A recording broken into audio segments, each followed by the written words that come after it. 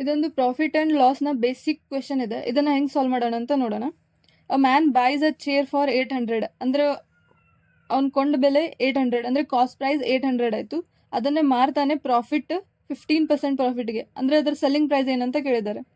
ನಾವಿಲ್ಲಿ ಫಸ್ಟ್ ನಾವೇನು ಮಾಡಬೇಕು ಅಂದರೆ, ನಮಗವರು ಸಿ ಪಿ ಕೊಟ್ಟಿದ್ದಾರೆ ಎಷ್ಟು 800, ಆಮೇಲೆ ಪ್ರಾಫಿಟ್ ಎಷ್ಟಿದೆ 15%. ನಾವು ಸೆಲ್ಲಿಂಗ್ ಪ್ರೈಸ್ನ ಫೈಂಡ್ ಔಟ್ ಮಾಡಬೇಕು. ಸೊ ಈ ಸಿ ಪಿನ ನಾವು ಏನು ಅಂದ್ಕೊಳ್ಳೋಣ, ಇದು 100% ವ್ಯಾಲ್ಯೂ ಅಂದ್ಕೊಳ್ಳೋಣ. 100%ಗೆ 15% ಪ್ರಾಫಿಟ್ ಆಗಿದೆ. 15% ಪ್ರಾಫಿಟ್ ಆಯ್ತಂದರೆ ಅದು ಸೆಲ್ಲಿಂಗ್ ಪ್ರೈಸ್ ಮೇಲೆ ಆಗಿರಬೇಕು, ಅಂದರೆ 115% ಇದು ಸೆಲ್ಲಿಂಗ್ ಪ್ರೈಸ್ ಆಗುತ್ತೆ. ಸೊ ಈ 115% ವ್ಯಾಲ್ಯೂ ಎಷ್ಟಂತ ಫೈಂಡ್ ಔಟ್ ಮಾಡಬೇಕು. ಅಂದರೆ ನಮ್ಮ ಸೆಲ್ಲಿಂಗ್ ಪ್ರೈಸ್ ಏನಾಗುತ್ತೆ 800 ಇಂಟು ಈ 115%ನ ವ್ಯಾಲ್ಯೂ ತೆಗಿಬೇಕು.